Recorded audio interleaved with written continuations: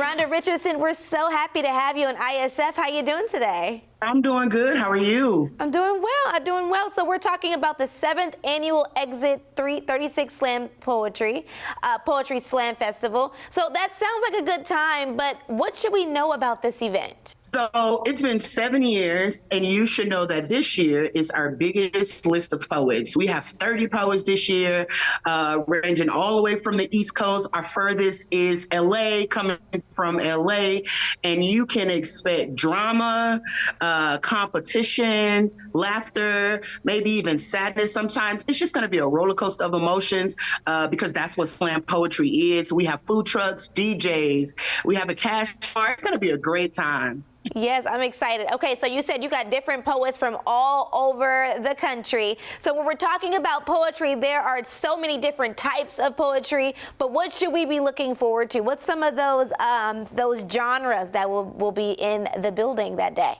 So with slam poetry, you're going to look forward to poets being constrained by a time limit because they are being judged Olympic style. So you're going to see performative actions here in this type of slam poetry competition. So some people are going to be over the top. It's going to be poems about life, poem about childhood, maybe even poems about trauma. And if you come and there's something that is too much, feel free to walk out and come on back in when you've composed yourself. But everybody who comes in contact with slam, they never want to do without it. I'm excited about slam poetry. Okay, so let's talk about the beginning of slam poetry. Tell me more about why you chose slam poetry and also the key role it's been playing in the community. Absolutely. So I got into slam poetry very quickly. I needed new tires.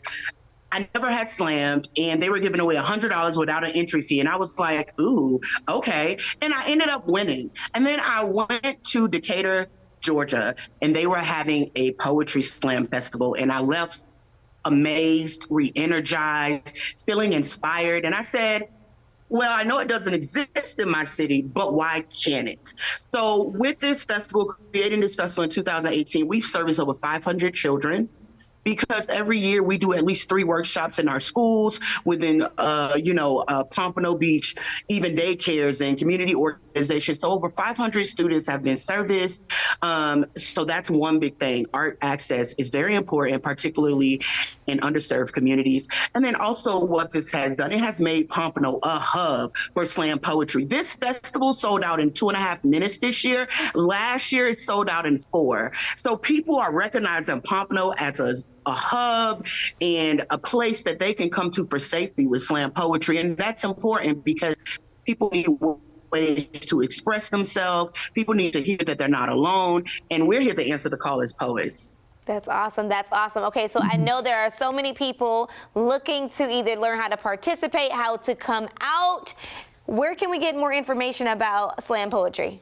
Absolutely. So if you're looking to participate, it's a little too late to compete. However, we have 2 open mics this year, meaning if you want to come, share your work, get it off your chest, come. And then once those open mics start, we'll hear your work. If you want to buy tickets, sign up to judge if we still have opportunities, visit pompanobeacharts.org/exit36.